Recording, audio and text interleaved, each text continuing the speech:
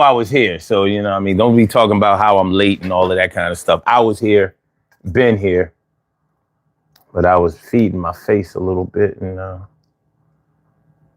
sometimes you just got to feed your face. Sometimes you get a little hungry in the...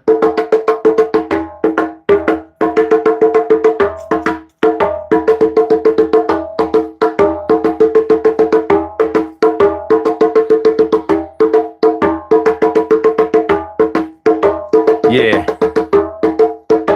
Getting used to identifying. Come on.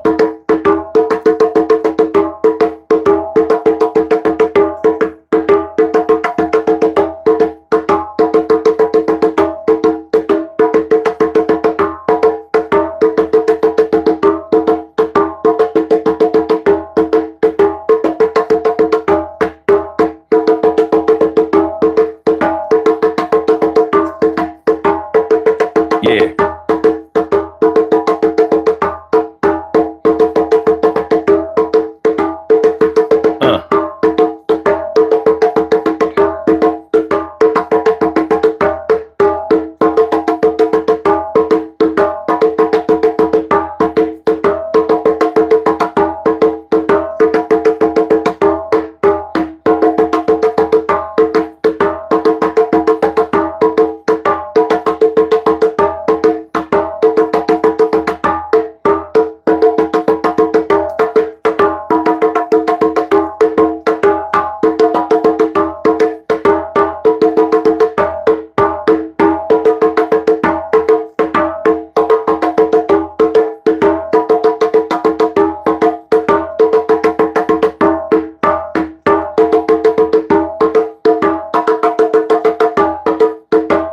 Yeah.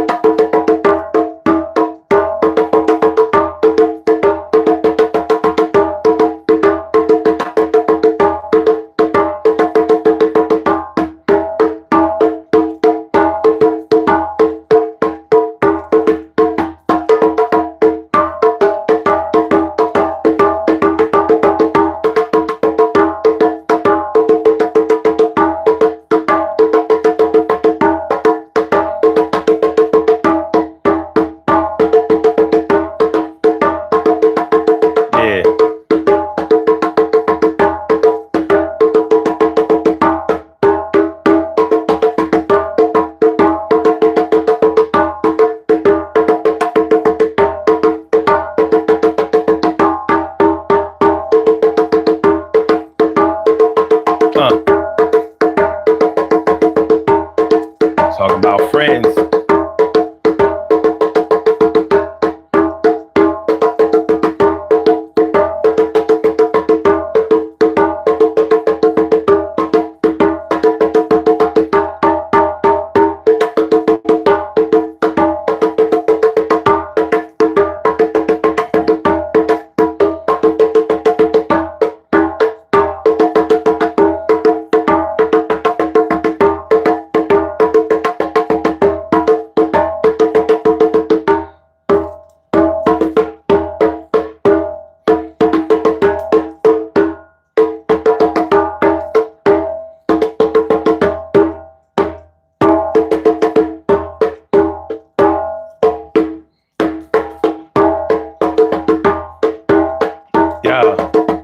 Urban Therapy with Sun Show. Yeah, yo, Saturday, baby. So y'all know how we do on a Saturday. We make sure that it feels good. Yo, it's time for us to do the thing, well, whether we in the burbs or in the hood. Well, we in the hood, so that's a sub, and everything is gonna be all right. We so love. So today we talking about our friends, the one that do the things that we can depend on. I know that when I know I can't rely on you, and it's so I be feeling like real secure, and everything is gonna be all right. We on tour, baby. Yo, getting the cash, stacking that thing from the ceiling to the ass. Yo, and that's high enough. Yo, my brother from another mother coming through, no bluff. Bump City in the house. Come on, Carrie in the house. Stacy White is in the house. Going on, y'all. Let's rock. Yo, we are here to have some fun, and we gonna do this thing until the day is done. And if the fun starts a little early, yo, we gonna do this thing like you're big and burly. Yo, we eating everything that's on the plate, and we gonna act like we never have ate time in our lives, like we starving the real. Yo, everything is gonna be all right. Sit back, relax, chill. Yo, it's like a dill pickle, baby. Yo, it's kind of sour, but it still tastes good. Everything is gonna work out the way that I think it should. And you think it should. Yo, think it should. Yo, I'm thanking y'all for coming on by. I need y'all today, and I'm gonna tell you why. Because every day you need a little assistance. You gotta make sure that everything else is like a distance. And things are far away, like the good feelings that you need every day. And when they don't manifest, it's like a bunch of messy. You don't wanna be all messy. You wanna get blessed. He who fronts on mine gonna see a sun up in the stars, and he's gonna shine. I meant to say the sky, not the star, but it's all right. My name is OMAR with the other R attached. So you can catch me on the social media without another kick. All right. Urban Therapy with Sun 752 with this, the Urban Therapy with Sun show. We do this every single Saturday from 2 p.m. till around 3:30-ish. And the reason that we say 3:30-ish is because sometimes it gets so heated that we just have to do a little OT on a Saturday. And it is Saturday. This is the show where adults come out and play with other adults. We laugh, we cry, we argue, fuss and fight, go back and forth with each other, bust it up all crazy. We take an introspective look into our own personality to see the way that the universe projects us into this thing called the world and try to figure out this thing called life. I am your host, Sun 752, aka Omar with the rrrr. And if you can't say Omar with the rrrr, well, then you just say Omar with the R. This is the Urban Therapy with Sun show. I'm feeling like a real man should, and I hope y'all feeling like real men and women should as well. Today we have a concept for y'all that sounds like it's a little easy, but I need to explain it to y'all. Now we're talking about getting used to identifying your new friends. Getting used to identifying your new friends. Now, let me tell y'all what I mean by that. Now, y'all may look at a friend as a person, a human being, somebody who you hang out with, somebody who you can talk to, somebody who you can get to know, somebody who you have things in common with, somebody who you have laughs and fun with and all of that. And those are friends. They are friends. But when you start talking about the deeper meaning of what friendship is and what a friend means to you, then, you start having a pecking order or a ranking system about who the top friends are and who are the friends that may fall more into the associate category rather than that's my home. That's my homie, my homeboy, my home girl, or just my boy, or just my girl, or whatever. What up, Brown Eyes? What's good? How you feeling? Dimples D's is in the house. What up, Dimples? Always good to see you. Always good to see y'all. Thanks for coming on through, y'all. Appreciate y'all. Mucho. That means a whole lot. So when you think about what a friend is, I'm not really sure if a friend always has to be a person. Because when something is a friend to you, normally it's a benefit to you. It's something that's good for you. It's something that's beneficial to you. So when you start talking about friends in terms of something that works for you instead of working against you, something that cares about you instead of just caring about your situation, then we may start to identify other things as being friends, because we can definitely identify the things that may be our enemies. For example, if you take the imbalance of justice in terms of legislation, there have been certain laws that have been passed that were enemies of black people. Certain things like RICO laws. Now, you may say that RICO laws not only demonize black people, but it was really developed to demonize or hurt mafia, mafia groups. But when you start talking about conspiracies and things like that, and especially in relation to certain drugs where it might not apply to other drugs and their usage or whatever. So you can see how certain laws may have been enemies to black people or people of color. So a law that would reverse that, or would at least put the legal system on even ground, that might be a friend to us. So think about laws for a quick second while we talking right here. Think about the laws that that have been on the books that have disenfranchised black people.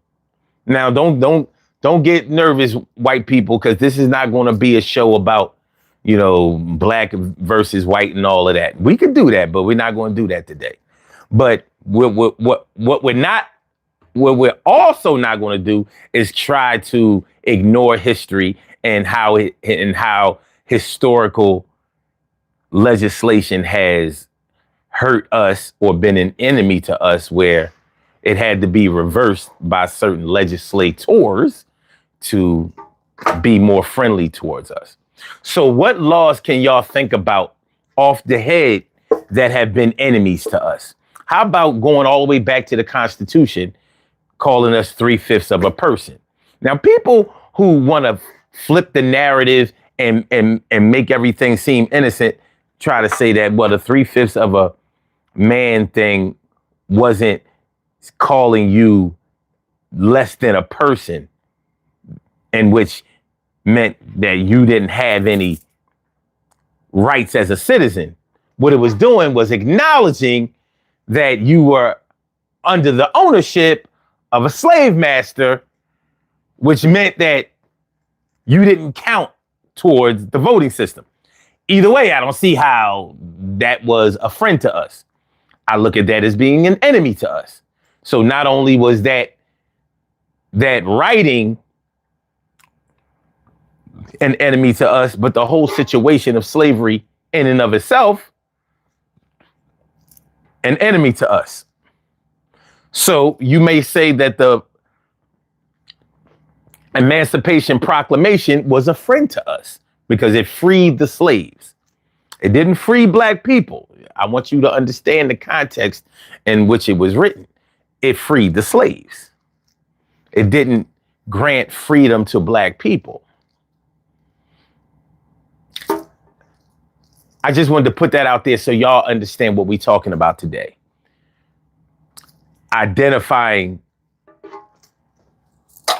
Trying to identify who your new friends are. So when you think about it in this concept, oh, wait a minute. Brown Eye says stop and frisk. Definitely an enemy to us. Absolutely. Absolute enemy to us.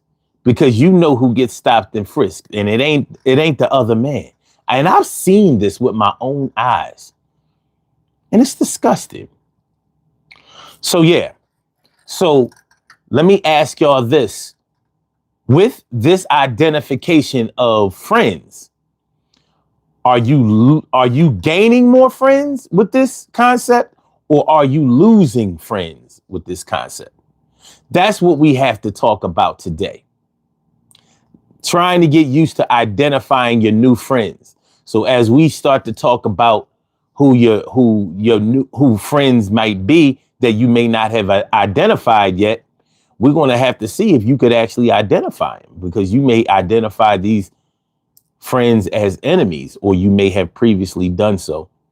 So let's get into it and get involved. These puzzle pieces right now we gonna solve. Yo, the love is coming on through. I feel it like rain. Yo, it's drenching me. And I feel like I'm insane.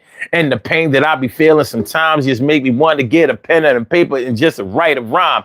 And do this time, yo, and make it great. Make it something that somebody's gonna love and somebody hates. And the dates that I put on the paper, it's gonna take me to another thing. And it's a caper. I drape myself in a brand new cover. I'm trying to be something, a hater, something like a lover, something like the other, something like the same. Just to have the world remember my name and leave my mark. And yo, do it like a spark, and it lit up the room for a second, and I wasn't doomed. I was consumed by a lot of things, but I had to put them childish down. Those childish things. Never mind. It's freestyling shit. That is freestyling shit. Are y'all ready? Are y'all ready? Are y'all ready to get to gain some new friends? Are y'all ready to identify some new friends? Because a friend doesn't always have to be a person. I mean, they say dog is man's best friend. I won't deny it. You know why people love dogs? Because, you can talk to dogs, the ears perk up or whatever. You can train dogs. Dogs are always consistently happy to see you. That's why people love dogs. Like every day when you come home, they like, yo, what's up? Yo, I couldn't wait till you got home. So happy to see you. What's up? You want to feed me? You could do that. You want to go for a walk? I'm down with that. Yo, you want to chill on the couch, watch TV? Can I get up there with you? Yeah, I mean, you can pet me if you want to. I mean, I just watch your shows, listen to you talk on the phone. I'll be thinking you talking to me. But it's all good, baby. It's all good, baby. So I think that something that doesn't have blood can still be a friend to you. Shoot, warm weather might be a friend to some people. Think about it.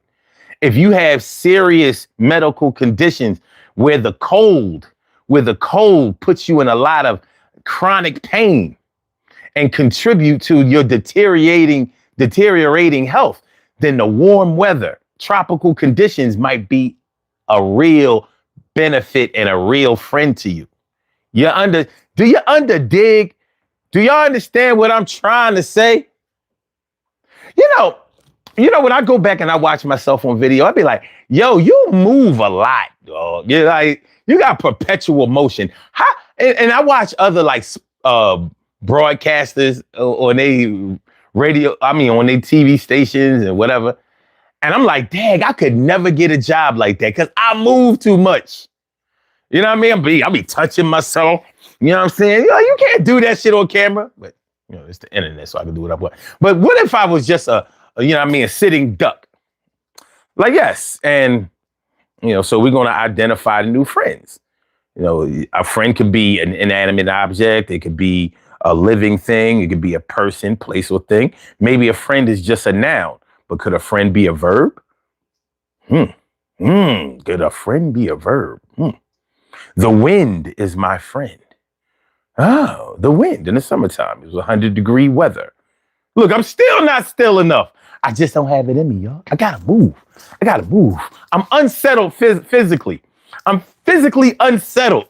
But I'm sure I don't have to tell y'all that. Like, yo, dude, sit your ass down. Even when you sit and you fidgety, you know what I mean? You moving around and shit.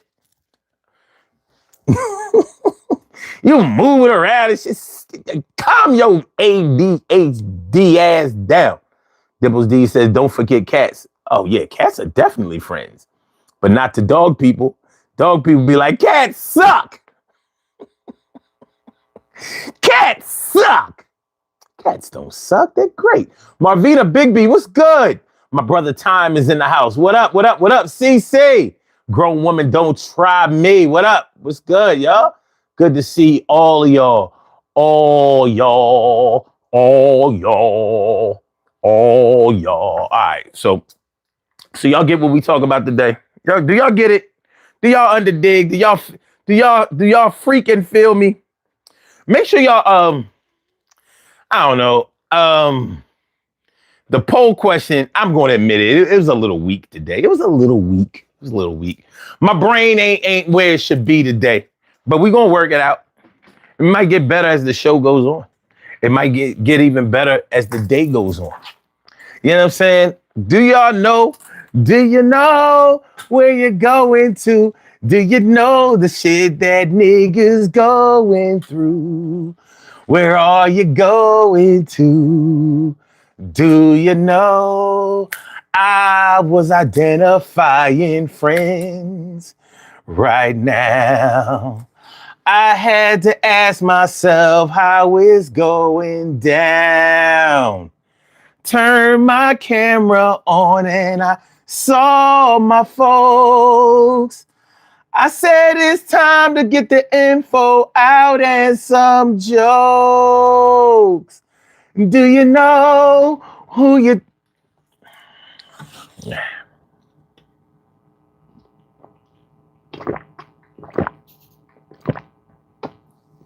All right.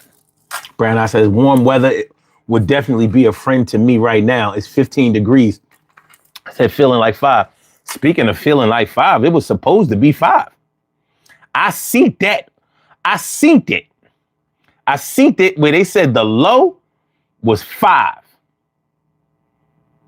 Well, they lied because it's not going to be 5 until it's going to be 6 tomorrow morning. 6 tomorrow. Well, I'm glad that changed, but 15 degrees, that ain't nothing to sneeze at. that ain't nothing to sneeze at, baby. That is some low temperature. This winter is like, yeah, y'all talked all that global warming shit. Well, we gonna confuse the issue this year. Y'all gonna get a winter to remember. You're gonna make this a winter to remember. So get ready. Tonight, gonna freeze your ass out in December. No, it's January, February.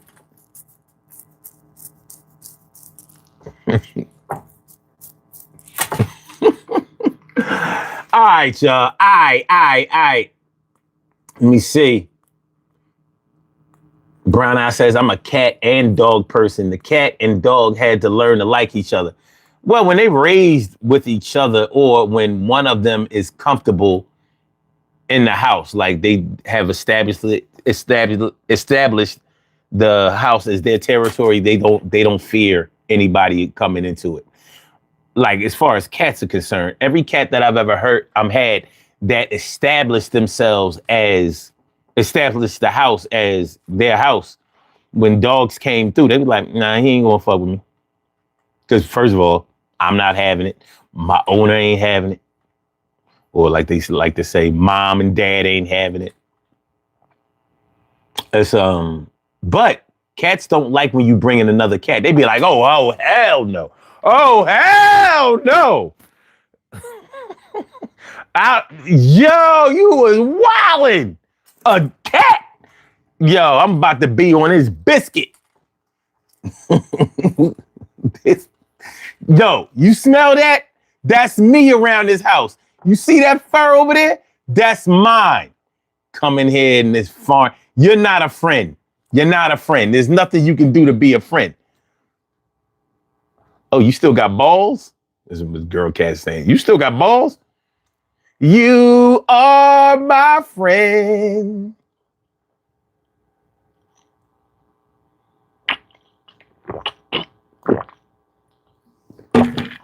Like, I better jump on this nigga before they get him fixed. When he starts stinking around here. Because you know, boy cat spray, they stink. Yeah, I say you gotta fix that. You gotta fix that. Tom says, I believe son already hit on it. Most people enemies were their best friend or a friend at one point. Actually, that's not true for me. I know what you're saying, and a lot of people subscribe to that thinking. None of my enemies have ever been my friends. And definitely not close friends. So I'm glad and blessed that I have not had that experience of a good friend turning into an enemy. My enemies was enemy. I'm going to tell you this. None of my enemies were people that I liked before.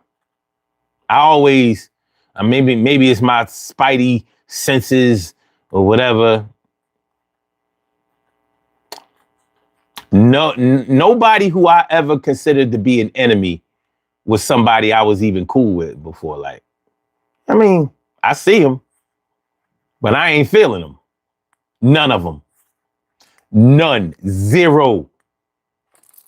Goose egg, baby. And I wouldn't accept that. And nobody who I've ever considered to be an enemy has ever become my friend. So none of that in reverse either.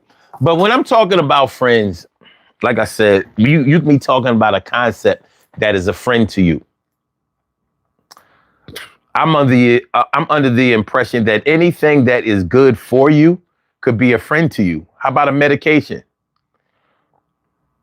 I know that we've probably all taken medications before that were not friends to us. But we've probably come across a medication or two, or vitamin or herb or something like that that was a good friend to us because it may have given us relief of some kind. It may have alleviated some pain or discomfort or propelled us to be able to lose weight or pack on muscle or, or think clearly or whatever the case may be. That's a friend. For me, I say that that's a friend. So when you start opening up the box, opening up the lanes, opening up the possibilities for more things to be identified as friends, you may find more than you had previously. But yeah, when I started eating right, and I still have a way to go, even though I've been practicing at it for years, but eating right has been a friend to me. It definitely has kept me out of the hospital. Possibly it has helped me to relieve anxiety because I suffer from anxiety on some levels. You wouldn't always know it, but I do. When I worry about shit, I worry about shit. You know what I mean? Sometimes I panic a little bit when shit gets out of my control. But eating right has helped with that. Exercising, diet and exercise. Let me say that. Those two are my friends. Diet and exercise are definitely my friends. Good friends. Friends that I can depend on. They may be friends of yours too. Now ask yourself, if diet and exercise are your friends, why do you abandon your friends sometimes? Why you stop fucking with your friends every now and then? Especially when you recognize how good your friends are to you, and then you get on some other shit and you leave your friends behind. Stop talking to them. Stop hanging around them. Stop communicating with them. What's up with that? What kind of friend are you? You know what kind of friend they've been to you. Diet and exercise, as your friends. You know what kind of friend they've been to you. What kind of friend have you been to them? Like, damn, diet and exercise. Like, damn, you don't come around us. No, you hang around them other niggas that they ain't fucking with you at all. You fucking around with laziness. You fucking around with immobility. You fucking around with you fucking around with bad carbs, empty carbs. You fucking around with bad trans fats and shit. You just, oh, you don't like nobody treating you good, huh? Oh, I know what it is. It's too much work to be around us. We out here making moves. Yo, diet. Yeah, he don't want to fuck with you because you be making him think about what he do and shit. You know why he don't fuck with me? Because I make that motherfucker tired. You know what I'm saying? I want to go outside all the time. Shit, you know what I'm saying? Exercise. Yeah, I want you to go outside all the time. Like, you ain't got to get with nobody, but look, I like being outside. Matter of fact, let's run. Take a brisk walk. Shall we? How about we gonna stay in the house? How about we go up and down the steps about 25 times. Mm, mm. You understand what I'm saying? Do you understand what I'm saying?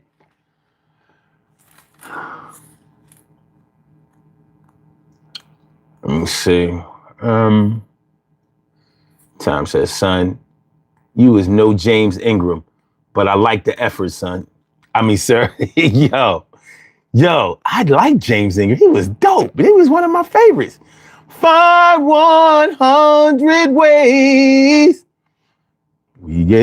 I did my all, but I guess my all wasn't good enough.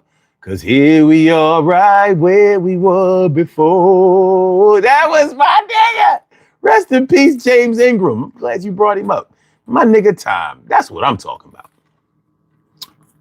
So I heard it's even getting cold in Jamaica. They probably losing their minds. I know. Gotta fuck around and put on a shirt. Cece says, it says where I am is 11 and feels like -14. Brown Eye says, music is a good friend to me. I can zone out and let the stress go listening to music. Yeah, music. If anybody has music as an enemy, you got an enemy in me. I ain't gonna let nobody talk bad about music around me. No.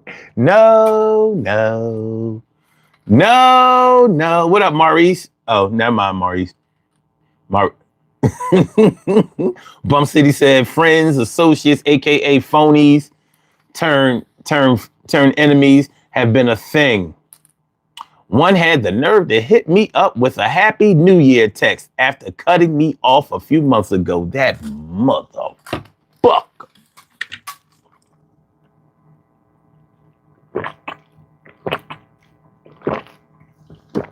Bump City also says, I want to thank music for always being there for me when nobody else was.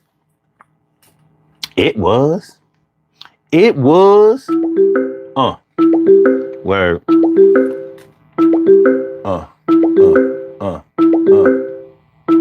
You have a call from Kim. Hola, hola, hola.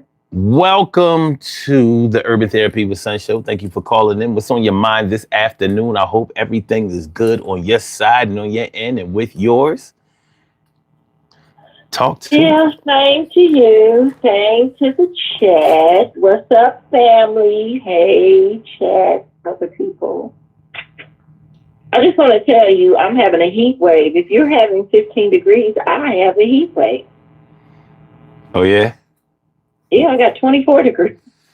Y'all doing it up there. Y'all doing it up there in Indiana. Goddamn tropical Indiana. You thought it was You thought it was a cornfield. No. That was a beach. When we were all doing the music show, it was like 2 degrees. Yeah, man. Just saying. Old man winter on this shit this year.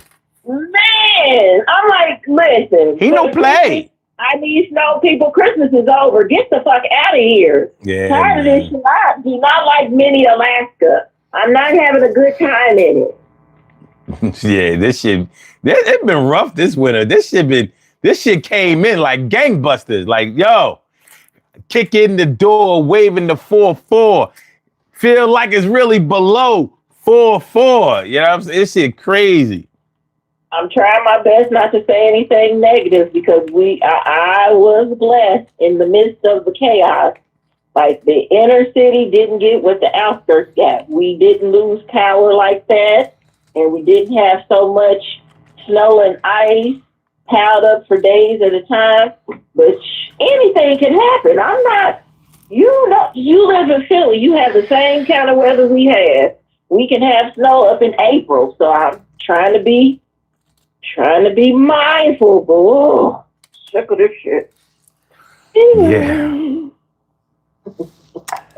All right, so we talking about trying to get used to identifying your new friends.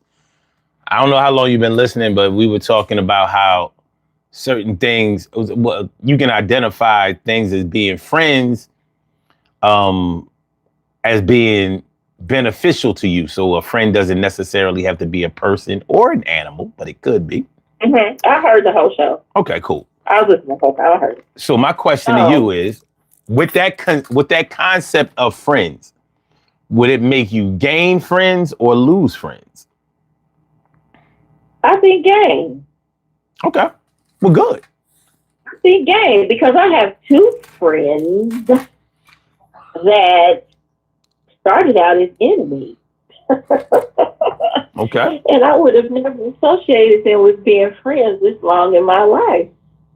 And that would be the internet and the computer.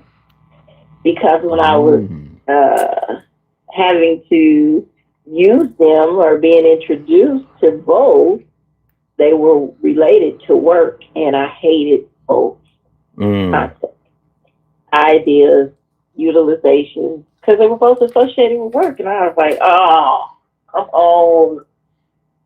Today I had to go to work, get on this computer, log into the internet. Yuck. Huh.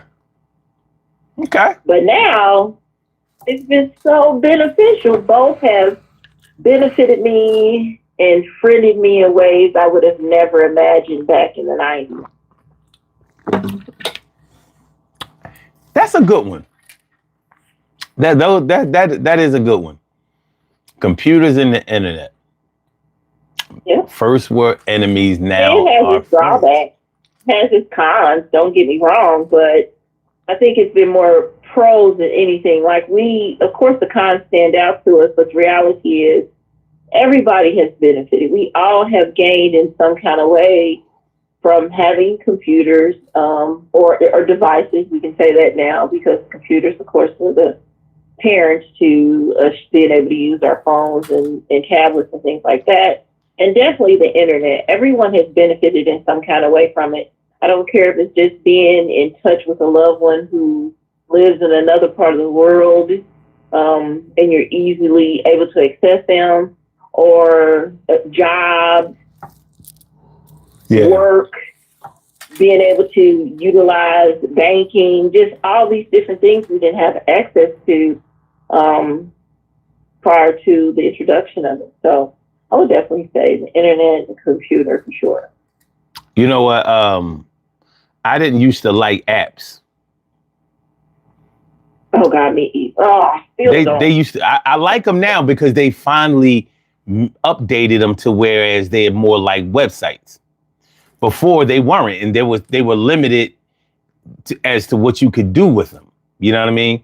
But there was a push to make everything into apps, and that might explain why they're more user friendly now.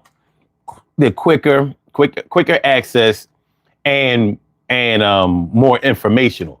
They used to be lacking information before, but I think with the development of cell phones, like I never would have thought that even though there were apps on your computer, on your desktop or laptop, I didn't look at those as being applications. I looked at those as being not sure what I looked at them as being. You know what I mean? This, I guess, just websites or whatever. You know, but I never would have thought that the way that they design smartphones would be the way that they would develop desktops and laptops into, instead of the other way around. Because and I think that they had to do it that way because phones being marketed or being having the same capabilities as desktops and laptops wasn't really working. It was slower. So the apps became faster. So apps are more my friend now. I wouldn't say they were enemies before, but I didn't care for them. When I'm still strict on how I identify enemies. Like For you to be my enemy, you have to do bad. I have to really not like you. Like your whole presence, your whole, like, you could pass today. I'd be like, well, I feel bad for not feeling bad. I feel bad for his family. Jason says, apps, yeah, for sure, former enemies, and now some are friends. I feel you on that. I feel you on that. This is good stuff. I think Bump City just said one that's definitely really significant. I know it's one you would agree with. Bump City said AI is hated and feared, but it really has been it really has always existed. Let's start there.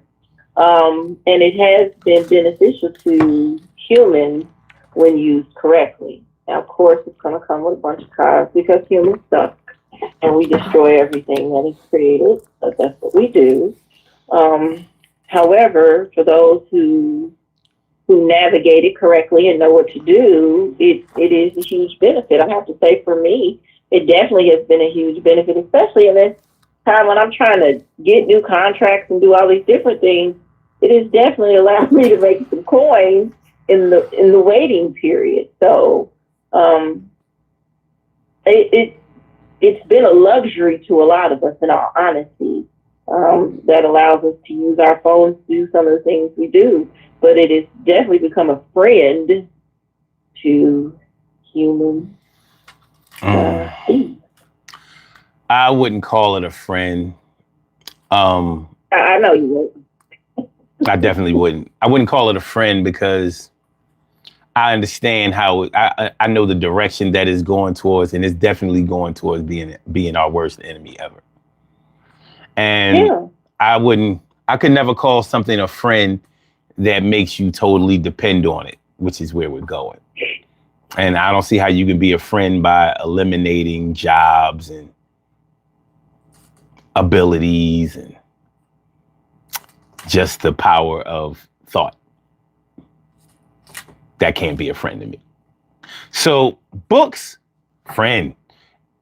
AI, not so much. I mean, and it could be that I'm stuck in it. I'm a strict Gen Xer. I'm like, no, we had to work it out. We had to figure shit out.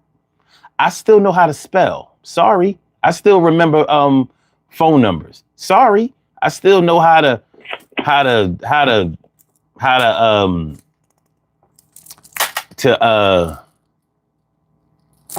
a polynomial. Sorry. I still know how to use the Dewey Decimal System. Sorry. I still know how to function without a computer around. I know how to dig a hole. I can solder a pipe. I know how to patch a roof. Sorry. I'm still analog, baby. I still hit the side of the TV. So, I mean, y'all know I use it all the time. I want to know something, Google it, boom, boom, boom. I realize that everything is AI, but I also understand the AI that they and the trends that they're going, where it's trending towards. I understand that, and that shit is horrific, and it's not going to be a friend. But anyway, I mean, but that's because of man. Humans find a way to destroy everything, unfortunately, and that's where it's going to land. Well, books were because of man too. So, but we also used artificial intelligence during that time as well. Okay, well, I mean, AI can be your friend all you want. I say no. He's not my friend. Uh-huh. I'm not suspicious of my friends. Like I'm not suspicious of the motives of my friends. If I'm suspicious of your motives, you're not my friend. You're my associate. I know you, but I don't know you the way I like to know you. Good. So I mean, I'm surely not going to stick my neck out for. I don't stick my neck out for most people I don't know. And I surely ain't sticking my neck out for that shit. I just look. There are a lot of jobs out here that pay you a lot. that doesn't necessarily mean that that job is your friend. So why would I have to look at AI as being a friend? Just because it makes some money. I mean, AI is a billionaire. Sorry, I don't trust billionaires. Ah! All right. So other things that are friends versus enemies. Okay, wait. All right, so we're getting pretty good at identifying our friends. Are we as good as at identifying our enemies? Have we falsely accused our enemies of wrongdoing? Have we falsely identified certain people as being, or certain things, concepts, whatever, as being our enemies? I think it's interesting how if you have political differences with someone, let's say if you are a Democrat and your friend is a Republican, especially if they're a black Republican, they will try to convince you that the laws that, or the ways that Donald Trump is moving are actually your friends and not your enemies. They'll tell you that the media is just your enemy because they making you think that what he's doing is unfriendly to you. I saw a bitch, and I hate to say this, I hate to go all Corey Holcomb on, but I went on Facebook today and I saw this bitch defend, this black bitch defend Donald Trump posting the monkey photos of Barack and Michelle Obama. I'm like, well, god damn. Yeah, it makes you wonder where we are. Nah, it don't, man. It confirms where we are. It confirms where we are. Because if you want to, remember the big thing with Republicans, black, white, or otherwise, was, he's off the cuff. He does, he says stupid things, but his policies. Remember how they always said that? Remember that was their go-to. I'm just saying that was their go-to. His policies. That was like their chorus. His policies. His policies. You got to look at his policies. And I used to be like, maybe you think policies are promises. Like, policies are written down. They like, it's legislation. It's documented. Now you don't hear a motherfucking one of them talk about policy. I ain't heard the word in a minute. I'm just saying, that was their go-to defense. Now they saying shit like, this is what she defended about Trump posting that shit. First of all, she believes that Michelle Obama is a man. That's number one. So needless to say, hold on. So what she said was, I was raised to believe it's not what they call you, it's what you answer to that matters. I said, God damn, you should have been. It's not what they call you, it's what you answer to. I heard you. My brain just didn't catch up to the illogical thing you said. That's all. Hey, I mean, this is the spin. So I'm like, that was irresponsible, incorrect. And I'm thinking like, well, they didn't call him anything. They posted it. So they just sent the message. So what you're saying holds no weight with me. But this is where we are. So my point was, they would try to tell you that his policies, whether you're talking about foreign policy or whether you're talking about domestic policy, was actually a friend to you, but you're looking at him and them as the enemy. So I mean, can we say the government has low-key always been an enemy? I don't think the government has always been the enemy. I do. Not the I think government as a whole. the government has always been an enemy. I think the premise of it has always been an enemy. Well, they have to be the friend to somebody. You can't say that they. If you're going to say that that they've always been an enemy to black people per se, or should I say, for example, then you would have to say that they've always been a friend to white people, and that's just not true either. When you break it down to the class system, which they've always embraced, then you see that they've been a friend to some, an enemy to many or most. I think it's always been an enemy to any non-Caucasian male. I like them. Okay. So With money. I mean, to be clear, for the poor white man don't stand a chance either.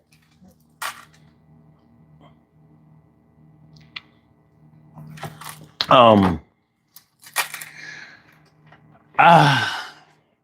let them tell it. There have been times when the government was a total friend to all Hispanics, Muslims, illegal. I mean, they tell us lies every day in Undocumented. front of our face, and we know it's a lie. Well, my point is, you could, if you look at it from perspective, you could say that they were a friend or enemy to anybody.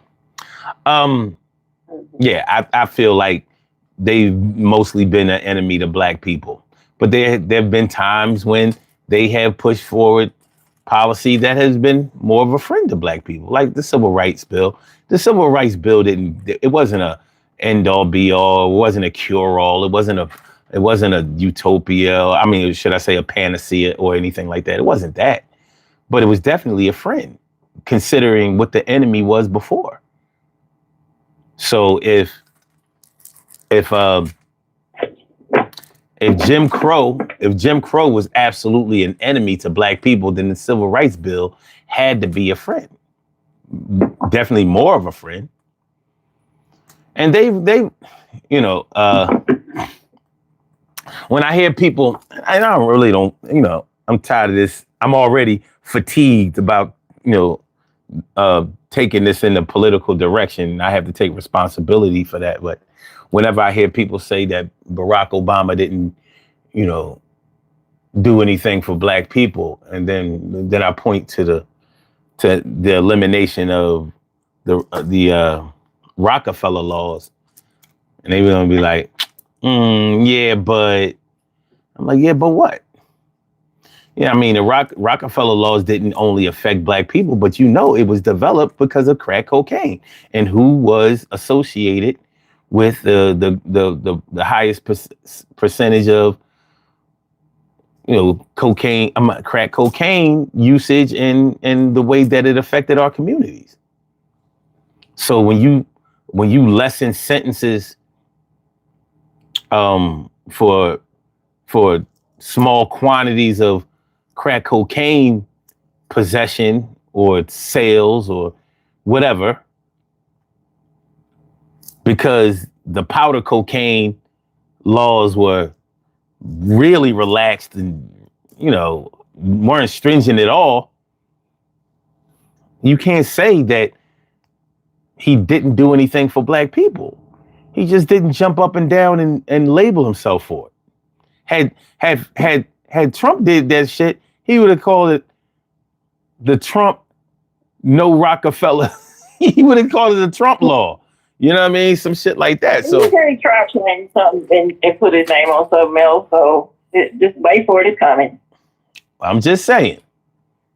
He's a branding expert. What up, Robin Ming? How you feeling? And but yeah.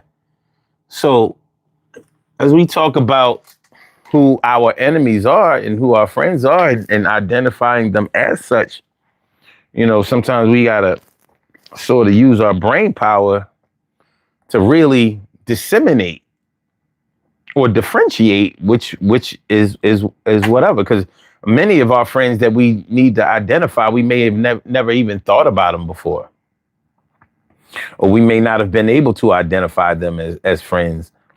And maybe some of the things that have really been fucking us up, we haven't been able to identify them as enemies, like milk, cow milk. We ain't got no business drinking that shit. But we've been conditioned from the time we was babies, literally, to think that it was good for us. So milk has been our enemy, fucking up our digestive systems. But we've been thinking that it has been our friend because some people had good teeth and grew over 6 feet tall. Do you think they wouldn't have grew to be 6 feet tall if they didn't drink milk? We put that shit all on milk. Yeah. I want to know if like Dikembe Mutombo or Manute Bol or some of them 7 foot African niggas. I want to know, did they drink a lot of whole milk and shit? You know what I'm saying? Homogenized milk. I imagine they didn't. Just saying. Coming from where they're from, I imagine they didn't. Yeah. Robbie Ming says, I'm so sick of these so-called politicians in Washington. Woo! That part. Bump City says, civil rights, looking at where we are today, was table scraps to pacifiers. It was. But if you think about it, about what it meant then, it wasn't the best thing, but it was definitely the better alternative. I mean, you know, getting your head beat in with absolutely no consequence. I mean, civil rights, the word civil just means that you can sue. They should call it suing rights. The guys just think we're back there again, basically. Well, we'll always be there. We're almost there because we never left it. It's always existed. Okay. Well, I mean, you know, we gotta go to work every day. We're not in a position to rest on our laurels. So regardless of how things go, we're going to always be confronted with the fact that we either haven't done enough or that we have way more to do. What up? Let me see. To shake the mind. What's good? Thanks for coming through. I appreciate that. Stacey White says, I've seen where a person called a friend an enemy and where a person is actually a friend. You know, one of the things I say in my prayers every night is, you know, God, please never let me mistake my true friends for my enemies and my true enemies for my friends. So far, so good. So far, so good. That's a good one. Yeah. Marina says, my sister drinks a half a gallon a day, a half a gallon of milk. God, oh, my God. Damn. That made my stomach just bubble. Sheesh. Oh. Whoa. And Brown Eye says, a lot of times what we think are friends are sometimes our worst enemy. Our worst enemy? It's not until later through knowledge and experience do we see what was good and what was bad for us. You know, I agree with everything you said except for worst enemy. Because I'm not sure if we could misidentify something as being our worst enemy. I think we probably let our feelings determine what our worst enemy is instead of the actual actions. But, you know, I can't account for you. I can't tell you how to measure what the best is and what the worst is. But if I could, and pardon me, I'll take the liberty to do it because, I'm used to just taking control of people. So I'm going to think for you. You don't have to do shit else. As a matter of fact, I'm going to write the rest of your comments for the rest of this show. So you good. You just chill. I'm sure you're going to grant me that position because I'm a friend. Okay, anyway. Brown Eye says, Marvina, half a gallon? It don't mess her stomach up? She ain't got no stomach no more.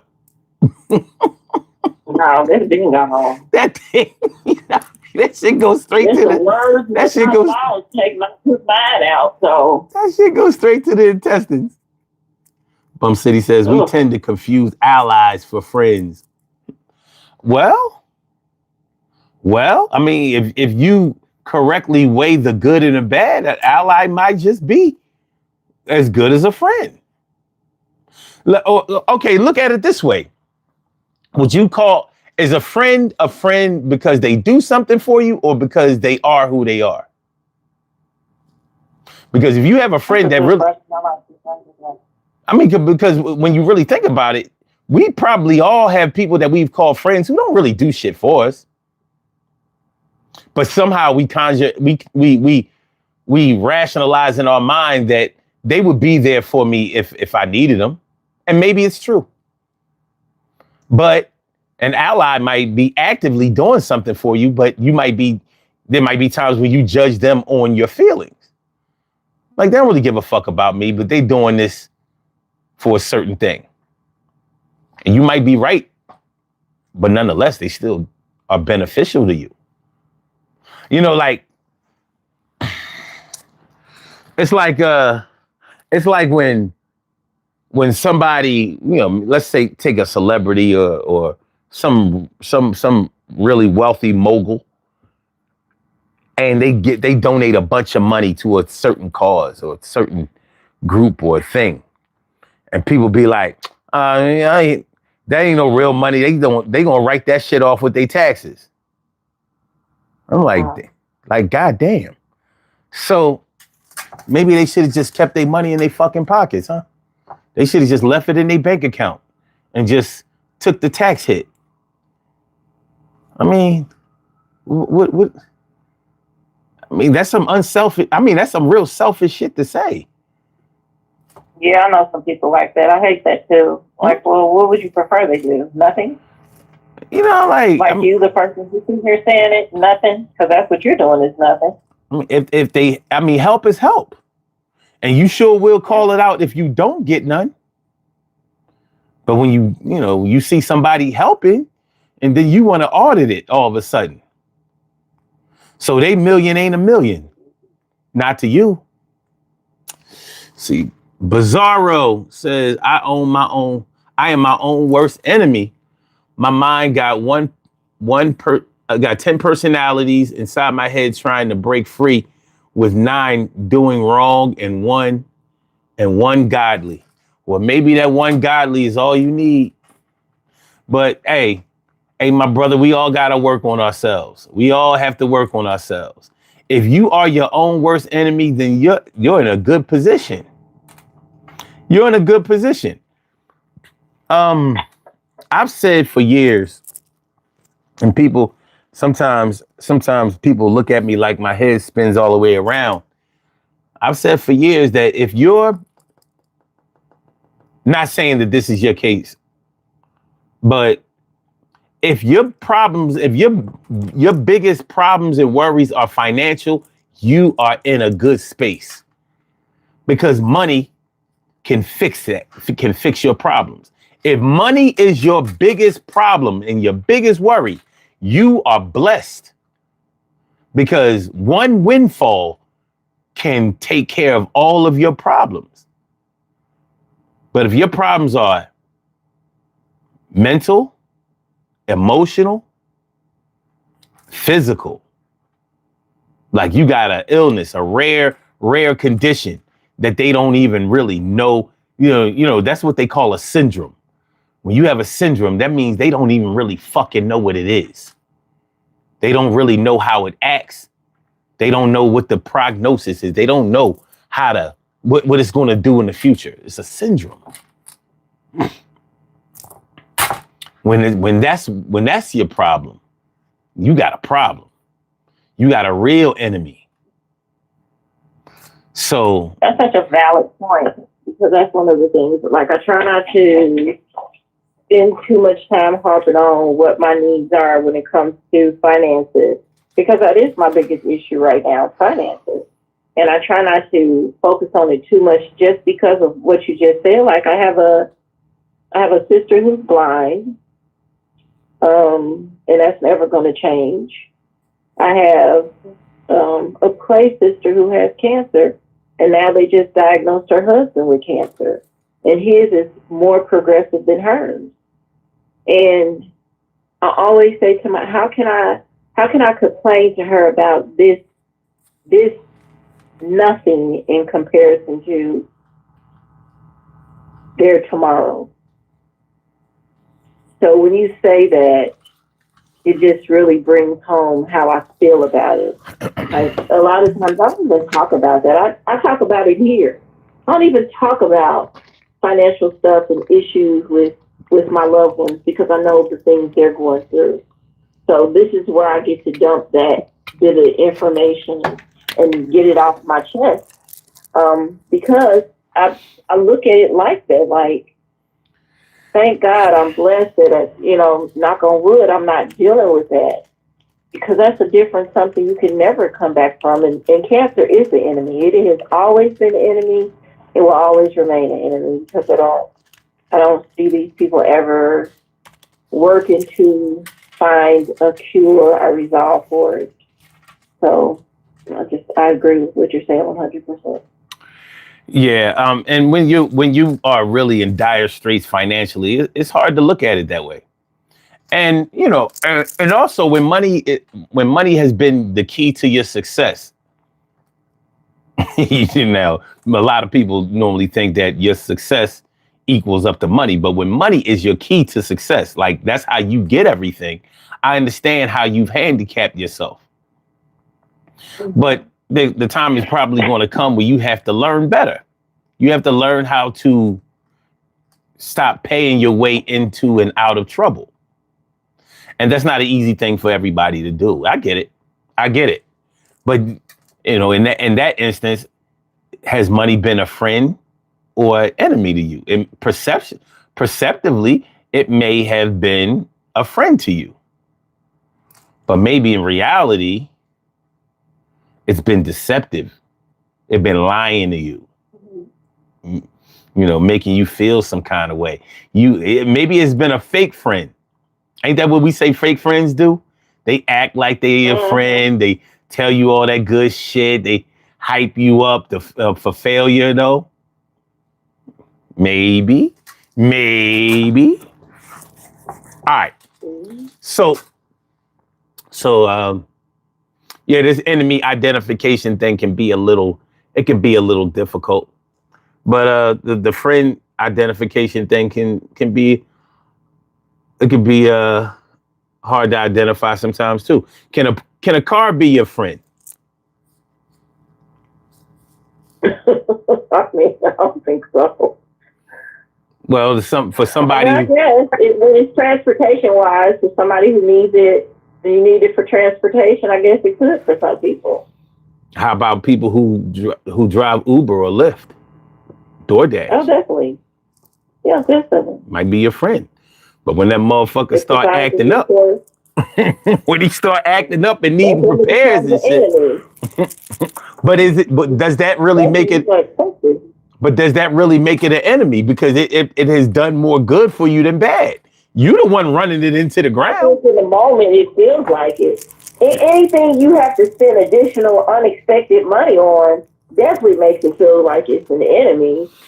Regardless of the good times, you still think right in this moment, because it always seems like a car breaks down. Like it just seems like it waits until, okay, everything is going well.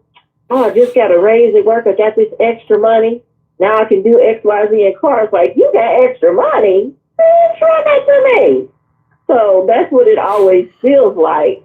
when a car breaks down, it's always in the moment when you just getting your shit together and you ready to do something different, and the car is like, no, not today. Yeah.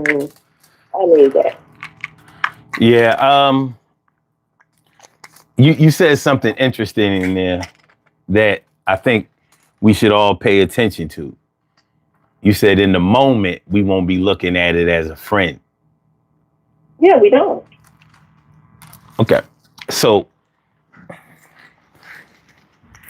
um one thing I learned from my dad is to never forget where you came from. Mm-hmm. Don't ever forget what motherfuckers have done for you just because you mad at them at any particular time. Even if they fucked you over right now, that doesn't take away from what they did for you for the last 5, 10, or however long. And for years, he taught that. And I was like,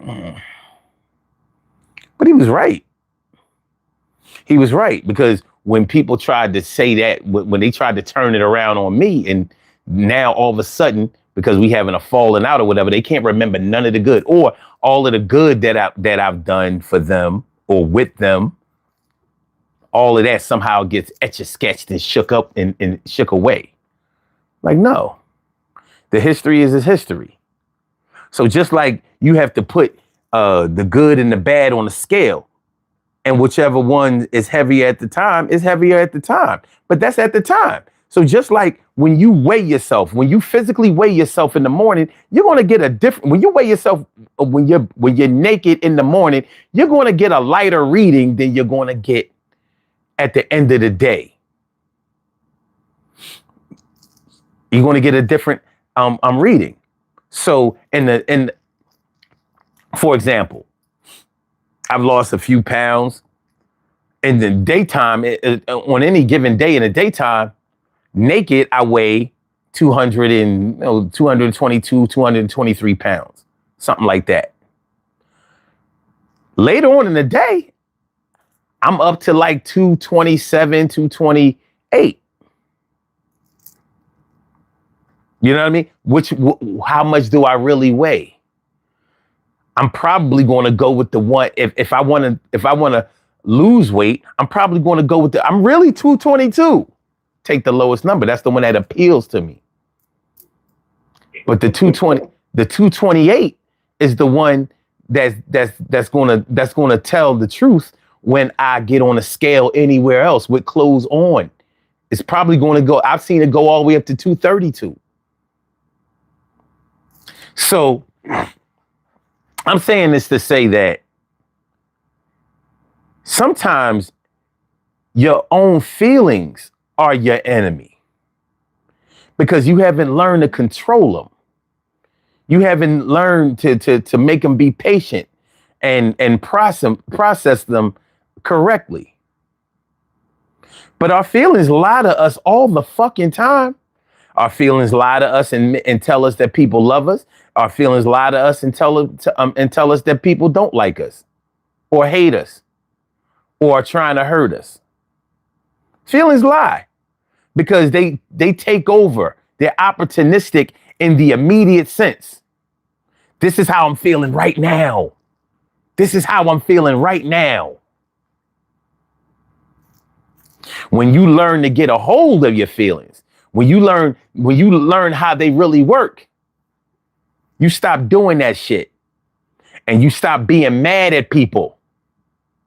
And you may start having more gratitude because you're able to process the whole story instead of compartmentalizing it in the immediate sense all the time. Because your feelings, they concentrate on exactly what the present is. They don't take history into account. All my crazy people in the motherfucking chat, because I know a lot of y'all suffer from anxiety. I know a lot of y'all, have phobias and shit like that. And when y'all get in y'all scared ass state, all logic goes out the fucking window. When y'all see a mouse, Oh. when y'all see a mouse, All logic goes out the window. All logic. A fucking. Forget the bad incident. I'm just saying. Like I said, that's why I don't trust feelings. Feelings are the enemy, not the actual, not the things that people actually do or the things that are actually happening. Your feelings. They lie all the time, and you know why they lie all the time? Because they only rely on feelings. Your feelings rely on the way they feel. They don't rely on the information. They don't rely on facts. They don't rely on logic. They don't give a fuck about that. They make you not even be able to read, research. They just tell you to run, cry, yell, holler, blame.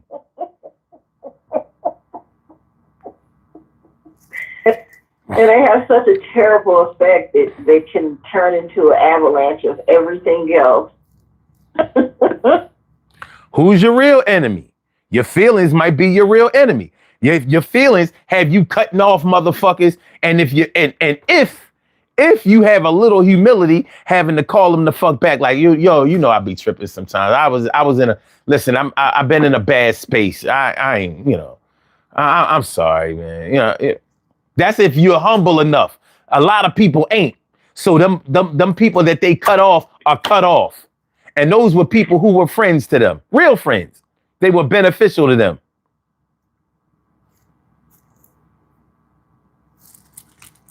So, your feelings might be the real enemy. I know misinformation is definitely the enemy. I ain't seen that be a friend yet.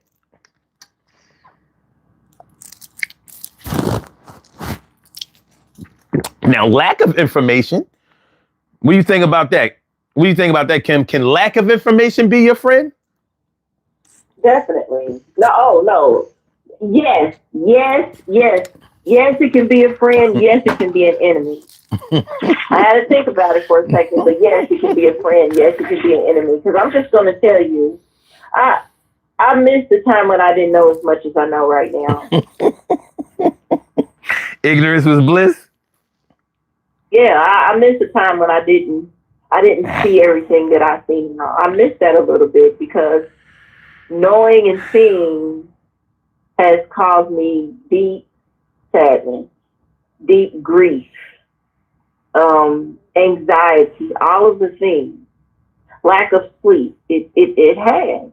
Mm-hmm. There was a time when I didn't see and know everything, and we all didn't hear and see and know everything, and that made life a little more tolerable.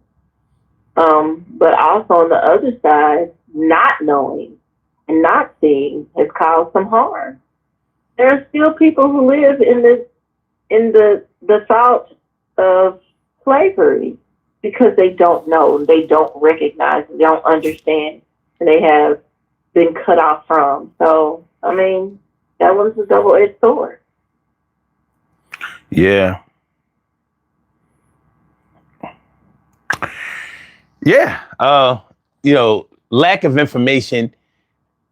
Like if nobody tells you that you can't do something, you might just go ahead and get it done. Some great things have been done because motherfuckers didn't tell them. They didn't tell them that nobody had done it before or that it couldn't happen. I've mentioned this on the show before. The non-shatter windshields that are in cars. Before they developed those, if a rock or something was thrown in your front windshield, it shattered the whole windshield, your front windshield in the car. You know what I mean? It caused a lot of accidents, deaths and shit. So they got a bunch of engineering students. I forget from what school. And I think it was DuPont that developed this shit.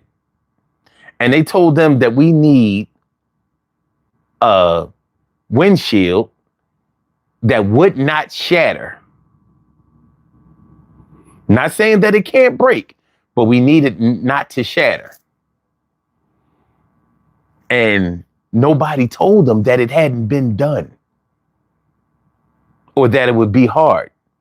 So they got themselves together and they said, oh, hey, what if we took one window and put some plastic, some rubber or something in between it that was transparent and put another piece of glass in it so when something hit it, it would stick to the glue and it wouldn't shatter. It would need to be replaced, but it wouldn't shatter. Eureka. They didn't tell them that nobody had done it. They just said, go and do it and put a move on it. We need to roll this thing out. So, hey, you know,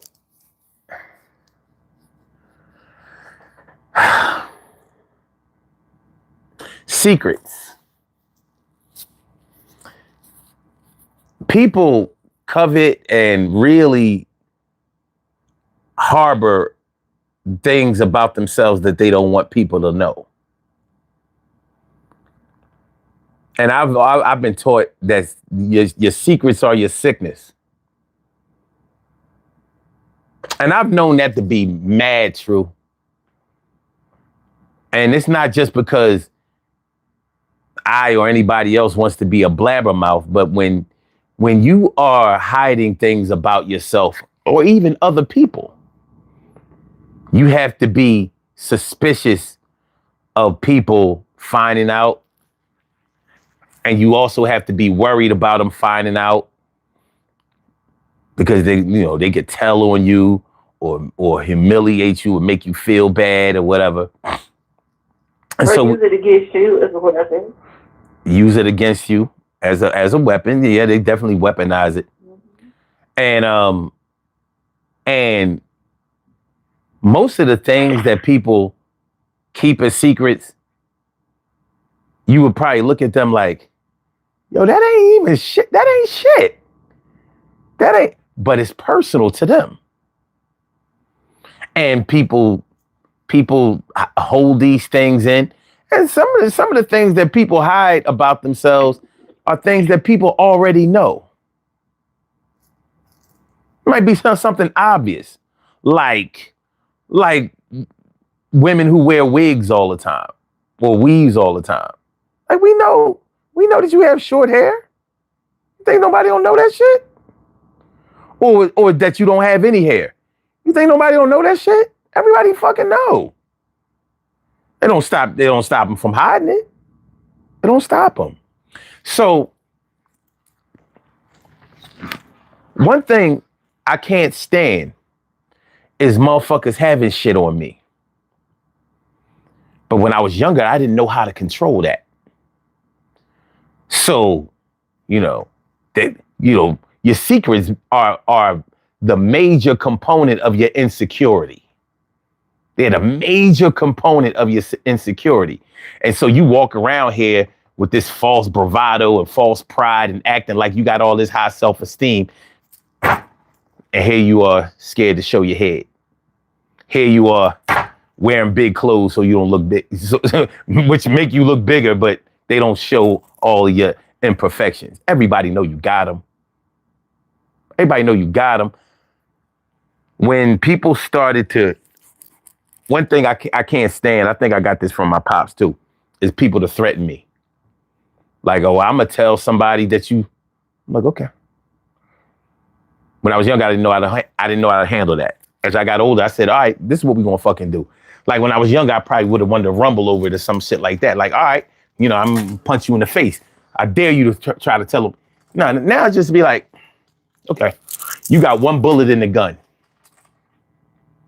Because what you're trying to use against me, it's only going to work once. Once it's out, it's out. So I'll have to deal with it. And then nobody will have that bullet in their gun no more. It'll all be out. So essentially, I'll be free. I'll be free. Now everybody know. Now I don't have to hide shit. Now I can really be myself.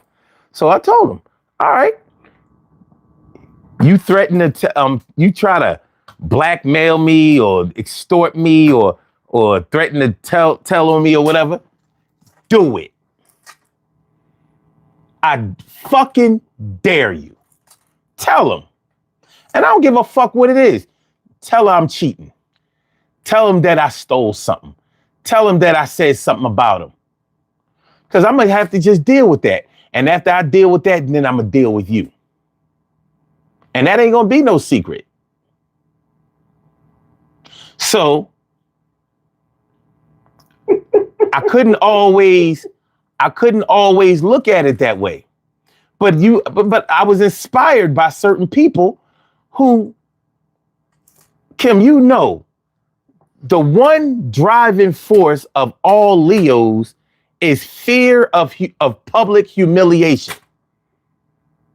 Oh no, we don't do well with that. It's our Achilles. It's our Achilles heel.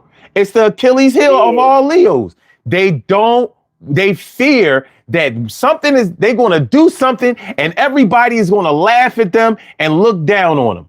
And it's the one thing that keeps them fucked up until it actually happens. Yeah, like Magic Johnson having to come out with the HIV. Did it become his friend did it become his enemy or his friend? It really didn't become his enemy when you look at him, like especially today. It just didn't become his enemy. But I think it was just exposure to anything that was going on behind closed doors. That's why I try my best not to have. No. I don't say I try my best not to have secrets because I have a few. It's simple stuff like I don't want to tell my dad or something. The real problem with Leos, and this is whether you believe in astrology or not, it don't really fucking matter. Facts are facts. With Leos, they don't think that the secrets that they kill are going to embarrass them. They think it's going to physically kill them. I'm going to die. I'm going to die.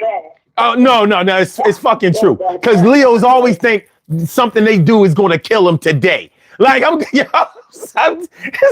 die. I'm going to fucking die. It's going to kill me. No, I can't get past this shit. So whether you think a secret or the revelation of a secret is going to kill you, or a bat, or a cold,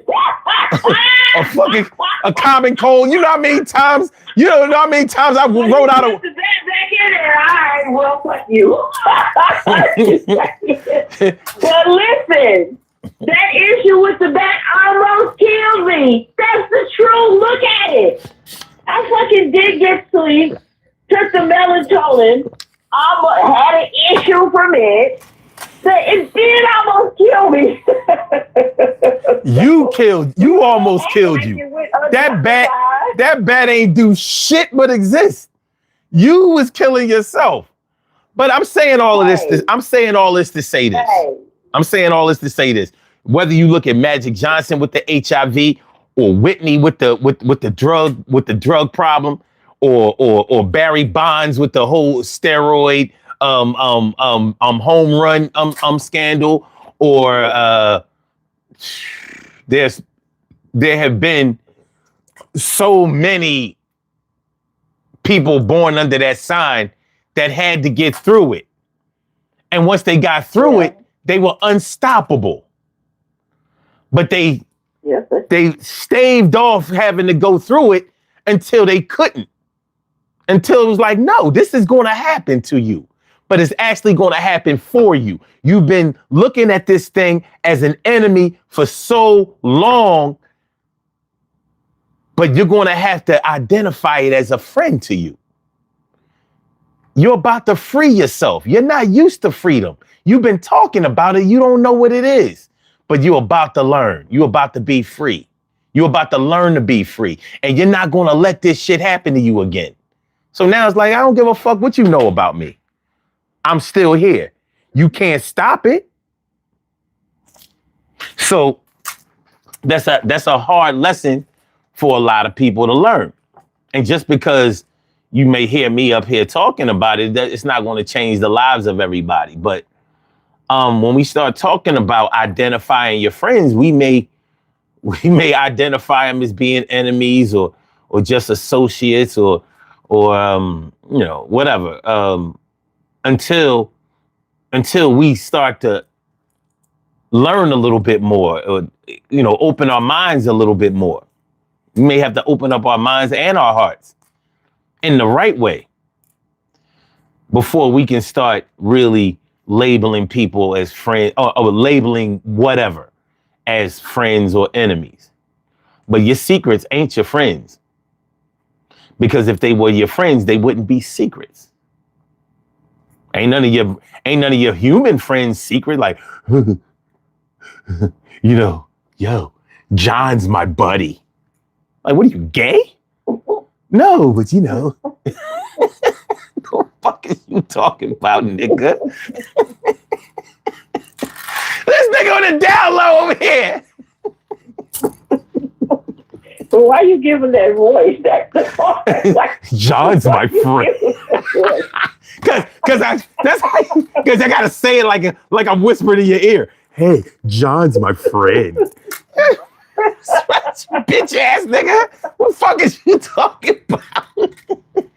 This nigga got a secret friend named John. He loves John more than his wife. Well, because John is a special friend. It's a different friend. I love what Robin said about secrets. That's why I was laughing earlier, because she said, you tell me a secret, and a few minutes later, I'm going to forget it. So, Robin, I agree, because I'm like that now. I'm not going to remember this secret you just told me, so I'm the person to tell it to, because I'm not going to know what we're talking about 2 minutes later. I hear you. Hey, look, in the chat said, then again, it depends on the secret. If you've got a certain secret, if they divulged it, it could be the end. Well, just like the way you just did with John. hold on. No, John just sounded stupid. I was trying to say that, how can you have a secret friend? There's no such thing. You know what I mean? But no, I'm not going to say it's no such thing. But there would have to be a good reason why you didn't want everybody to know, or anybody to know, that certain people was your friend. It'd be like if Vladimir Putin was my friend, like, the fuck you be? Huh? How? Oh, we need to take a look at this. You understand what I'm saying? So when I said the orange psychopath was 1 minute, Epstein was his greatest friend, and all of a sudden I didn't even know the guy. Yeah, well, he does that with everybody he falls out with. But I'm talking about what Jason is talking about. If that secret was divulged, it could be the end. It's not the secret that's the problem. It's your fucking actions. Mm-hmm. If you have a secret that will kill you or put you in jail for years, it ain't the secret. It's what you did. You know what I mean? Like, have you changed your ways? Because think about it. Even if you killed somebody and it wasn't a premeditated thing, that's not going to lock you up for forever. You're more than likely you'll catch a manslaughter. You ain't going to get no murder one, but let's say it was a murder one. If you've been able to keep it a secret, you can create the narrative too. Manslaughter. Nobody saw how it got done. Changed the whole story. But it's what you did that's the problem, not the fact that it's a secret. Now, it's a little different when you're keeping somebody else's secret, like what Kim was talking about. Because somebody might expect you to keep a secret that might need to be divulged, like a Jeffrey Epstein. Like, I don't know about this secret, dog. Like, I don't think, don't put that on me. I don't need that. Don't hit me off with these kind of secrets, because I can't promise you that with a gun to my head or affidavit on my table that I'm going to keep this, because I don't approve of what you were doing. That ain't my kind of secret. My kind of secret is like you got a baby by the chick around the corner and shit. You don't want your wife to know. I'm gonna keep that secret for you. That's family business. I don't have the right to divulge that secret. I did it for my daddy. Why wouldn't I do it for you? But and I really did. But anyway, but you know, like, hey, and it didn't end my dad either.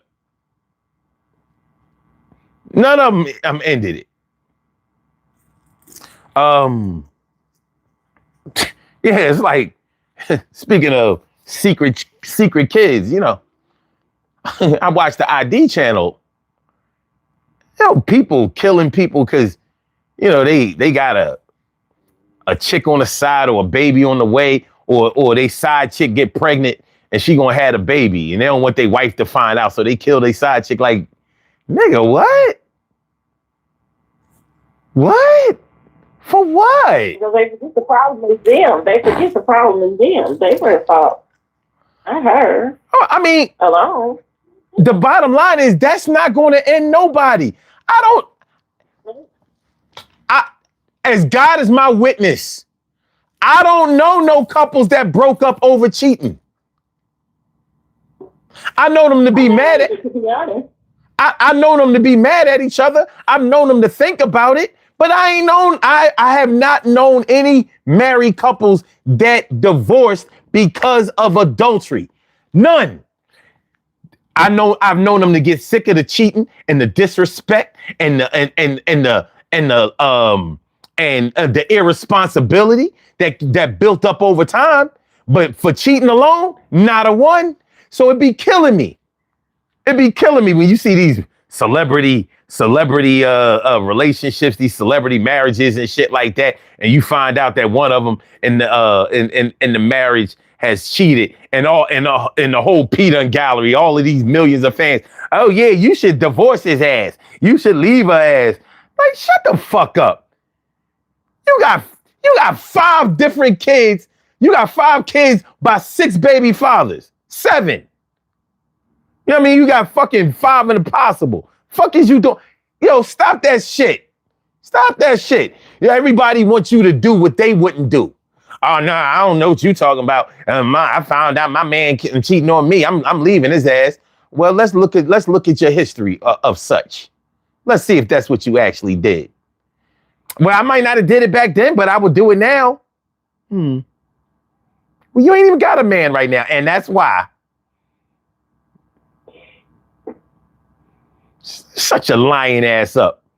You know, tell her to walk away from fucking $50 million. You know what I mean? Over a little blow job, a little chewy. Got a little, you know what I mean? Got a little head. Got a little head. I'm just saying. I don't know them. I don't know any couples, any married couples that ever. Shit, they boyfriend and girlfriend. They weathered the storm. Tears got shed. Promises got made. And that's even if a baby came out of it. Because nobody's supposed to survive that. Well, most women, let me not say that. A whole lot of women have that story to tell. Yeah, motherfucker had a baby on me. Oh, but then the opposite. Because a man not supposed to stay with a woman if she had a baby on her. Like, no way a man would do that. Like, you want some phone numbers? Matter of fact, come on by. I'll drive you to a few addresses. I'll show you. I know some men who have weathered that storm. Yeah, they was mad. Yeah, they was embarrassed. Shit, a few of them.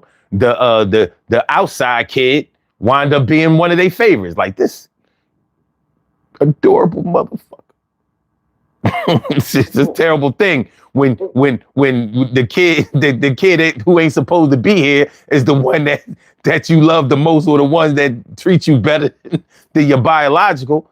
But that's a whole nother story. Adultery became your friend.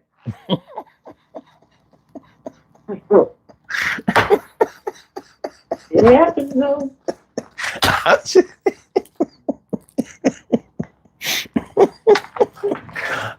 Ain't no man gonna take care of another man's child. Shut your dumb ass up. But they do. You ever heard? Have you ever heard of big brothers and big sisters? Yeah. Shit. You ever heard of an auntie or uncle? Motherfucker. That's different. No, it ain't. Stupid ass.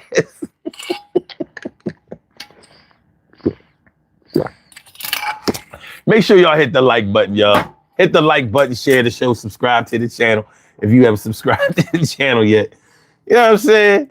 I mean, this social media be killing me. How everybody all self-righteous and shit. I wouldn't, ain't no way I would. Shut your dumb ass up. If it wasn't no way you would do it, you wouldn't be here writing that shit. You lying ass nigga. You lying ass fuck out of here. Brown Eye says, I know 3 couples where the husband had an outside baby and the wife left. I know people stay together when this happens, but I don't know none. Well, I come from a family where you know, yeah. I'm sorry. I was born into that. My dad was always making another baby somewhere, having another family somewhere. That's just where I come from. I'm sorry. I didn't mean to be born into this. I didn't do it, but he did it. I love my daddy. I really miss him. But shit, as far as marriage is concerned, he was hell on earth. He was ambitious in the wrong ways. But my mom ain't leaving for that shit. And my stepmom ain't leaving for it either. Now imagine marrying a man 50 years old. You thinking he passed all of that shit. He got like 8 or 9 kids. And he add on another 3. Here, take this. Boop, boop, boop. All right. You thought you caught him. You thought you caught him on the downstroke. That nigga was powering up. I don't mean no disrespect, but it sounded like your dad was a menace. Hey. I would have never believed that If you ever met my dad in person, or you heard him on Blog Talk, I mean, he was sophisticated. You would never know, but that nigga had this dick, and that shit didn't slow down. He had to have it. Like, he's just a different man when the clothes are off, I guess. Like my grandfather. That's why I have a great aunt who was the same age as my sister. I mean, he was what he was, but he didn't look for just sex. He was building families, like a whole obligation. And it wasn't like none of those women didn't have kids already. It wasn't like that. We wasn't starting from scratch. You know what I'm saying? Shit, he was a father to everybody. Universal daddy. But I'm just saying that to say that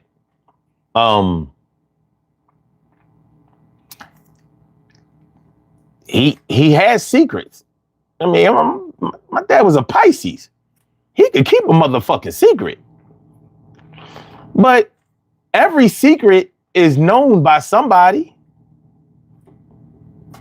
So you always have a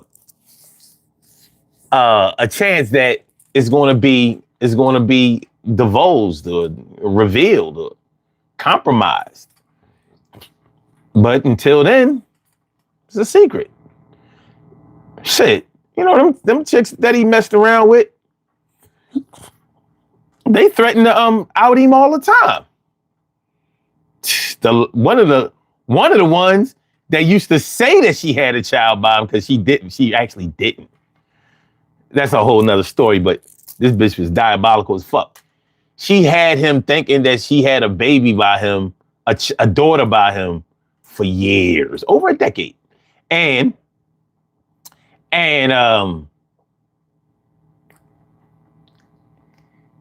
he found out eventually that he ain't had no child by her. But before then, I mean, but they were still messing around. She had him by the balls, literally, you know. But she took the pictures of them in certain situations and just dropped it in the mailbox at his crib for his wife to see. It ain't stop shit. He just had some. He just had some explaining to do, just like usual. Like it was a secret until it wasn't. He had bigger fish to fry, but I mean, it go the way it goes. So, unfortunately and fortunately, I've had the benefit and detriment to seeing how many relationship possibilities there are. It ain't always the end just because you feel like it is. Mm-hmm. It ain't always the end just because you feel like it is. So your feelings, I'm trying to bring this shit back full circle. Your feelings can be your enemy. Meanwhile, you may think that it's your friend. Like, my instincts, like if I feel this way. I was doing business with this one woman, and she told me that she does business based on how somebody makes her feel. And I was like, what? And she was serious. And I was like, how about the X's and O's? How about the contracts? How about the integrity or responsibility? So she was like, no, it's based on the way they make me feel. So in other words, if you're nice to her, y'all can do business. And if you're not what she considers to be nice to her, then y'all can't do business. I'm like, that's some monkey business right there. Looks like she won't be doing much business. I mean, I don't know if that kind of thinking had gotten her that far.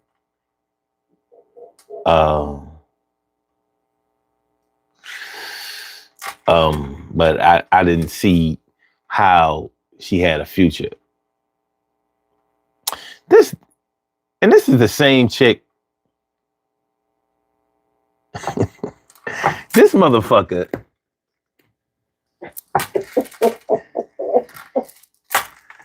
This motherfucker she sent me a message in my inbox before with like the sound of like a dildo or vibrate or some shit. It was like,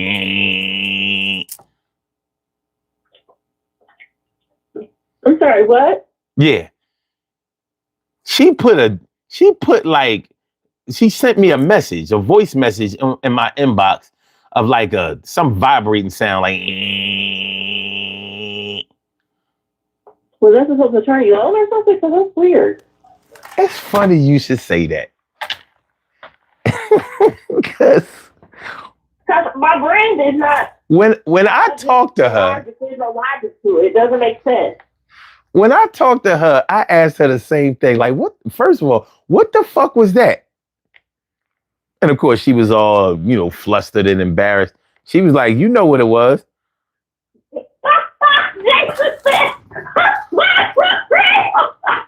A vibra.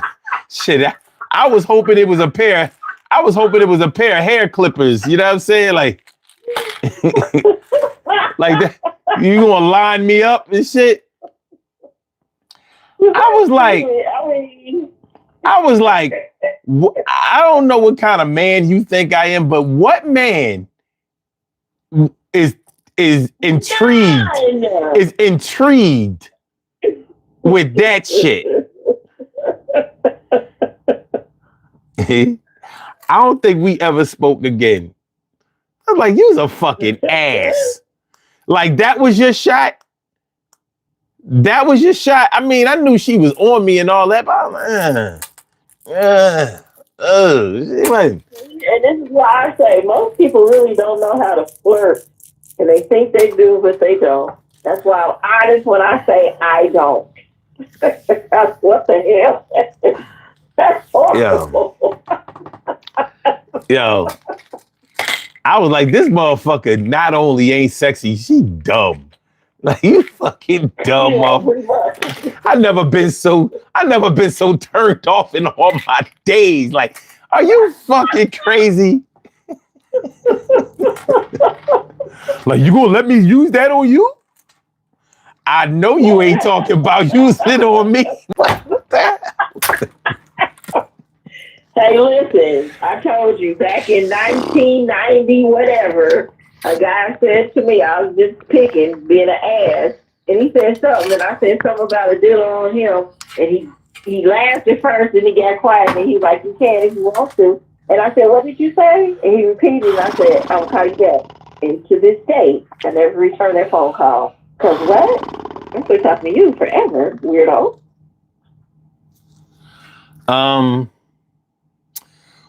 When I got in the show business, I went over everything in my life I had ever done. Cause I was like, if I ever blow up in this shit, that shit coming out. So, you know what I'm saying? Like, I had the forethought of all of this shit. Evidently, a lot of these cats that come out, that come out in the show business, they don't think this shit through.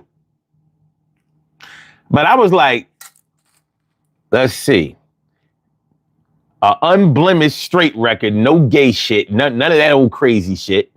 No underage chicks, no pedophilia shit. I ain't, you know what I mean? No crazy shit. No,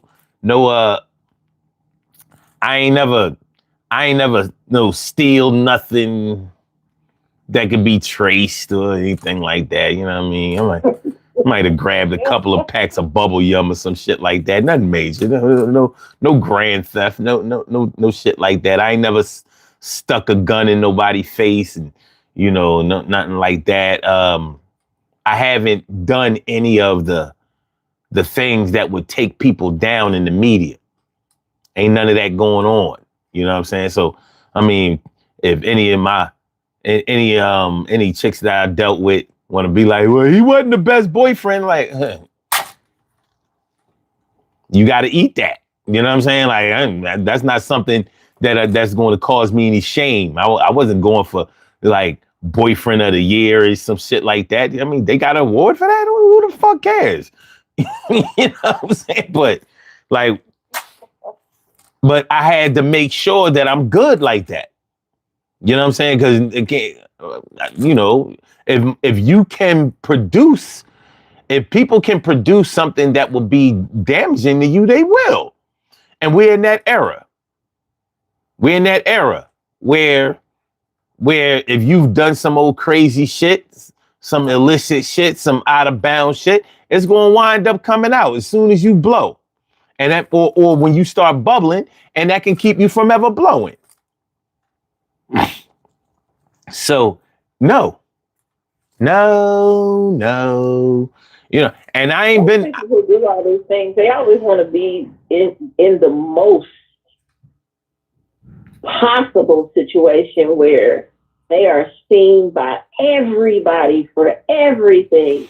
And it's like, you got this blemish on you, and you came out here, and then when it comes out, they're shocked. I can't believe it. I can't believe they found that out.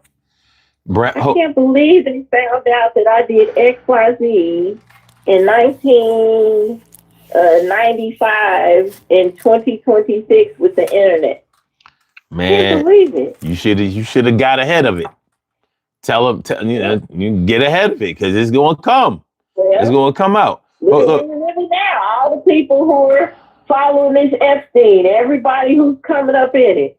That's why they slowly disappearing. Like, let me quit. Let me quit today.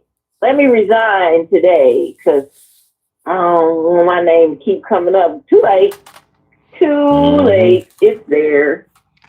Well, hold on. Brown Eye said it probably worked for her before. There nobody want her bum ass. The fuck out of here. You know what I'm saying? Especially me. You know what I mean? Ain't nothing she could have done. First of all, she smoked cigarettes. She wasn't attractive and she smoked cigarettes. I mean, you can't do no worse than that. You can't do no worse than that. Like, the cigarettes made you look. Yeah, fuck out of here. Yeah, that I don't. If it whoever it worked on, you know what? Let me stop. Let me stop. She used to listen to this show, too. I don't give a fuck if she listening now and hear this shit. Like, fuck you. Get in my inbox doing no nut ass shit like that. Must be fun. I was insulted. I was insulted. What if that would have It worked? was weird. What if it would have worked? Like, damn. I was doing everything to get this motherfucker. I didn't know. All I had to do was turn on the. I'm like this motherfucker. That was just the craziest thing. Like so. I think she just took the shot. Nothing else was working. We didn't even get along for very well. For real. That's what I'm saying. That's why I say people think they know how to flirt. They really don't. That's all. Ah! Yeah, I don't know why or how she thought that could have worked. All right, let's go to the poll question. Let's get ready to get on the out of here. What is a friend to you? 14% said someone who helps you out. 5% said someone who you hang out with. 68% said someone you can talk to and connect with. Okay. And 14% says someone who knows you more than everyone else. All right. All right.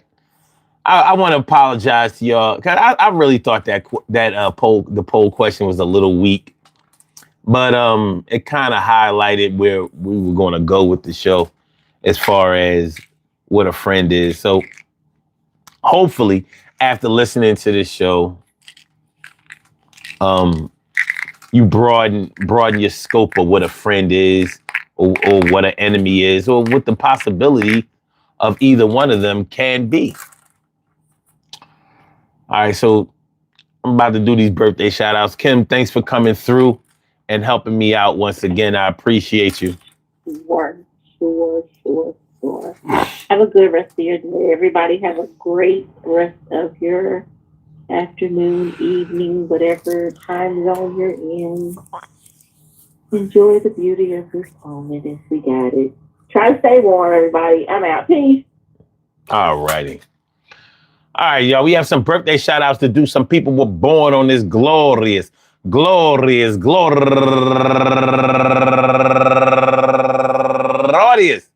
February 7th, and they deserve to be acknowledged. So let's go about our business of acknowledging them and making them feel special because they are special because they are special because they are SPECIAL. They get the RESPECT. They are SPECIAL. They get the RESPECT. They are SPECIAL. They get the RESPECT. They get number one out the box, Eva Estrada.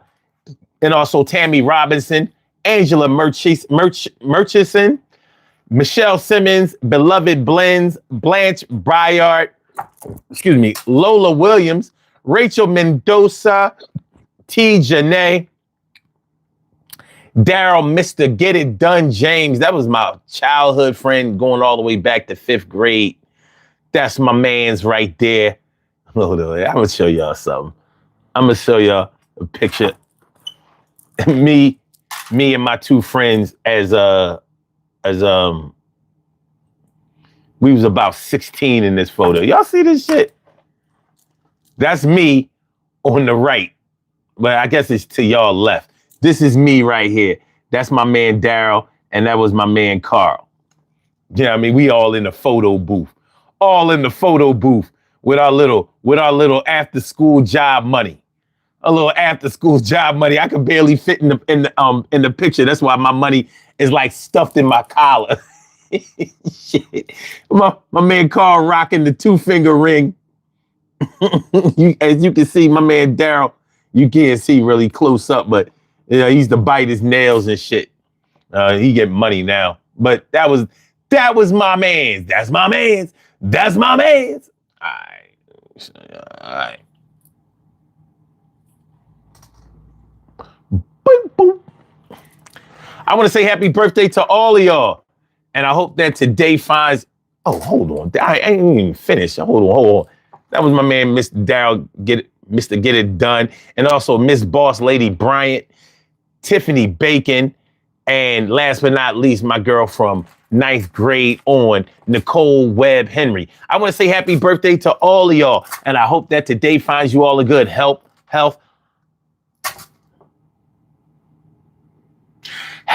mind, body, soul, and spirit. Mind, body, soul. I got to get it together. Mine's not my soul and spirit. Anyway, happy birthday to all of y'all. How do I usually do it?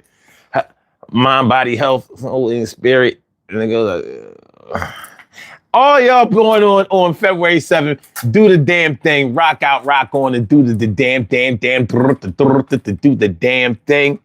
All right. Good things happen to those who wait. Great things happen to those who grind. And anything can happen to those who go for theirs. So go hard, go for yours. Go hard, go for yours. Yo, a friend is a friend, yo, sometimes for the time being or till the end. And the end is usually far off into the future, and hopefully they never shoot you. Friends become enemies is something that is forbidden. That's for real. I ain't shitting or even kidding. I ain't gonna be bidding on my peoples. I'm gonna always keep it tight. And hopefully they always try to treat me right. And a friend don't have to be a person, but it can be something that keeps you from cursing and keep you rehearsing and doing something that makes you greater than you used to be before. Yo, I'm gonna try to give you more. I'm gonna give you more like a song that I heard, and I'm going to listen to you in your earphones you heard, and the bird that you used to date. Yeah, that's somebody that you don't like and even hate nowadays because you did you really dirty. And I ain't trying to do nothing that hurts you or me, but somebody might come through, and if they do that, if you a friend of me, then I'ma come through, and we gonna serve them motherfucker. We gonna make sure we bring out the burn and do the motherfucker.